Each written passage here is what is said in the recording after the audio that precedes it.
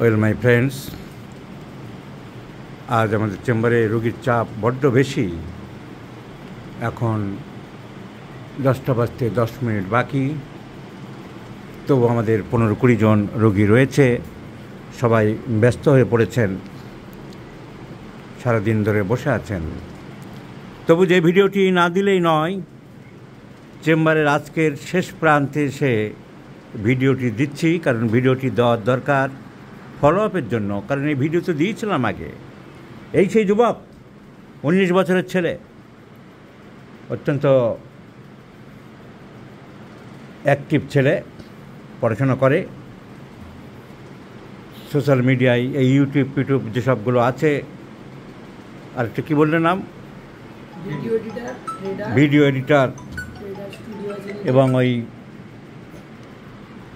ওইসব ব্যাপারে খুব আজকালকার ছেলেরা যেমন খুব ওস্তাদ, তেমনিও খুব পণ্ডিত, তেমনি পড়াশোনাও করে। তো এই ছেলে অসুস্থ হয়ে পড়েছিল। ওর বাবা আমার কাছে আনা হয়েছিল। কথা জড়িয়ে যাচ্ছিল, ঠিক মতন কথা বলতে পারছিল না। It was very difficult to recall the past events. আগের কি ঘটনা কিছু মনে থাকছিল না। আর তার সাথে একটা এপিলেপটিক কনভালশনস ছিল, ঘুম হচ্ছিল না, এসব লেখা আছে। এর বিরাট গল্প ছিল। সে গল্প আমি আগের ভিডিওতে বলেছিলাম। এ হঠাৎ করে মেসে থাকে। একদিন অনলাইন থেকে খাবার অর্ডার দিয়েছিল। সেই খাবার ছিল মাশরুম। সেই খাবার খাওয়ার পর দিন থেকেই তার এই সমস্ত সিমটম আরম্ভ হলো, জ্বর আরম্ভ হলো। আগের ভিডিও নাম্বার দিচ্ছি, দেখে নেবেন, সেখানে সব দেওয়া ছিল। Video number 5286। যারা দেখেছে তারা নিঃসন্দেহে মনে করতে পারবে। সেই খাবার খেয়ে পরের দিন থেকে তার শরীর খারাপ করলো। সে অসুস্থ হয়ে পড়েছিল। জ্বর আরম্ভ হয়েছিল প্রথমে। সেই জ্বর চিকিৎসা করে কোনোভাবে সারছিল না। লোকাল এখানকার নার্সিংহোমে বন্ধুরা ভর্তি করে দিয়েছিল, ইমপ্রুভ হচ্ছিল না। ওর বাবা এসে হসপিটালে নিয়ে যায়, আরজিকর হসপিটালে। কতদিন ছিল যেন সেখানে? 22 দিন আরজিকর হসপিটালে ছিল। এবং সেইখানে ওর জ্বরটা কমলো বটে, কিন্তু ওর খিঁচুনি আরম্ভ হয়েছিল। সেই খিঁচুনির ছবি টবি সবাই ভিডিওতে আছে। সেই ভিডিও বের করেছি, যখন অল্প একটু দেখালাম, এইরকম লাফালাফি করতো, এইরকম দাপাদাপি করতো। এই মোবাইল থেকে দেখালাম, এইরকম দৃশ্যটা ছিল। এইরকম খিঁচুনি তরকা এই বাচ্চার হয়েছিল। সো আমার কাছে এসেছিল। হসপিটাল থেকে নিয়ে আরও চিকিৎসা চলছিল। আমি অনুমান করেছিলাম, I was the first person, the first physician who declared, who thought that these symptoms may be due to mushroom poisoning. কারণ ওই যে মাশরুম খেয়েছিল, কোনো কারণে সেটা বিষাক্ত হয়ে গিয়েছিল, এবং তার ফলে central nervous system, the brain and spinal cord become disturb. আমি সেই বেসিসে ওকে ওষুধ দিয়েছিলাম, অনলি অ্যাগারিকাস 30 ফিউলোজেস, অ্যাগারিকাস 30 ফিউলোজেস। তারপরে সেটা ছিল 27 এপ্রিল। এপ্রিল চলে গেল, মে, জুনের লাস্টের দিকে আসছে। 2 মাসের ওষুধ দিয়েছিলাম, এবং আমি বলেছিলাম যে দেখাবো, এই ভিডিও শেয়ার করব। আজ 2 মাস পরে আমি বলেছিলাম যে 2 মাস পরে শেয়ার করব। 2 মাস পরে সেই ভিডিও শেয়ার করছি। যুবক পুরো সুস্থ, যুবক পুরো সুস্থ। ওর কথা নর্মাল, ও সব কাজকর্ম করছে। কনভালশন এর মধ্যে আর হয়নি, তবে সাবধানে থাকছে। আমরা ওর সাথে কথা বলবো। ওর কথা আগে জড়িয়ে যাচ্ছিল। বলো, নাম বলো। আমার নাম বৃত্তকল্প সাউ। কোথায় থাকো? আমি বেলঘরিয়াতে আনন্দগড়ে থাকি। বাড়ি হচ্ছে পশ্চিম। আগের ভিডিওতে দেখে নেবেন, ওর কথা জড়িয়ে যাচ্ছিল। ওর ব্রেনের গণ্ডগোল হচ্ছিল, ও কিছু মনে রাখতে পারছিল না। এসব সিমটম ওর মধ্যে ছিল। অ্যাগারিকাসে ইমপ্রুভ করলো, মাস improve. Once again I have shown, আবার দেখালাম। যারা বলে সাফল্যমণ্ডিত ভিডিও দেবেন, চোখে দেখতে পায় না, তাদেরকে আরেকবার চোখের খুলি খুলে দেখিয়ে দিলাম যে হোমিওপ্যাথিতে রোগ সারছে, এবং আমি সাকসেসফুল কেস দেখিয়ে চলেছি। His father is happy enough, he is happy enough, his family members relations are happy enough. এখন কিন্তু প্রশ্ন হচ্ছে এখন লাখ টাকার, what will be my the second prescription? Shall I repeat the agaricus 30 or higher potency 200, or I shall switch over for any next medicine?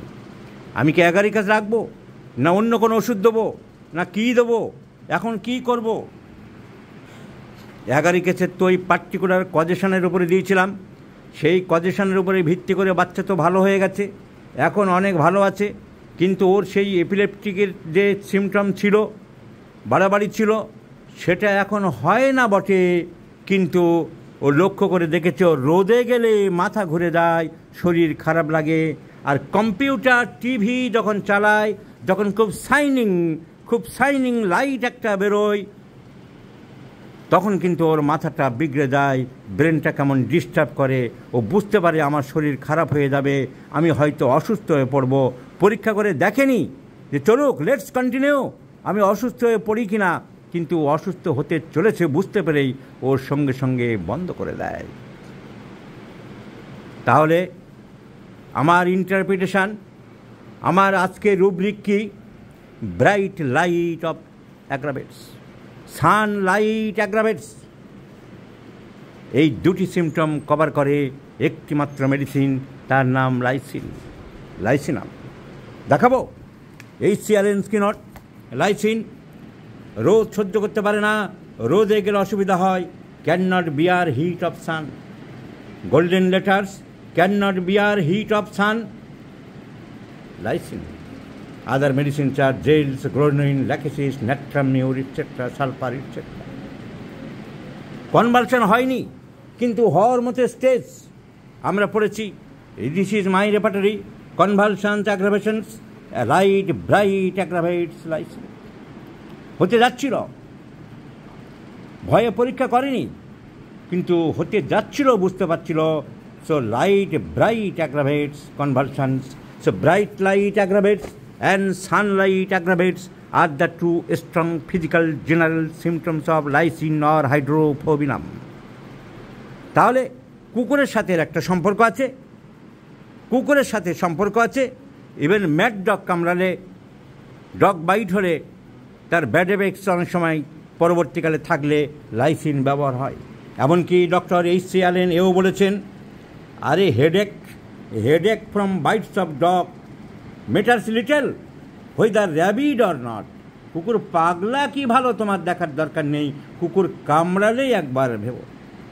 এই ব্যাপারে আমি তাই জিজ্ঞাসা করলাম, কুকুর কখনো কামড় দিয়েছে কিনা, কুকুর কখনো আঁচড় দিয়েছে কিনা, কুকুর নিয়ে কোনো অপ্রীতিকর ঘটনা ঘটেছে কিনা, কুকুরের সাথে কোনো দুর্ঘটনা হয়েছে কিনা। জানলাম ইয়েস, বাড়িতে কুকুর আছে, একবার কামড় দিয়েছিল, যদিও পেট ডগ, আর আঁচড়টা ছোট্ট অনেকবার দিয়েছে, এই কথা বলেছেন আপনি। So history of dog bite, আমি আরও পেয়ে গেলাম history of dog bite, lyssin. এবং মাথার যন্ত্রণা মাঝে মধ্যে হয় বলেছ, হেডেক, আর headache from bite of dogs whether rabid or not.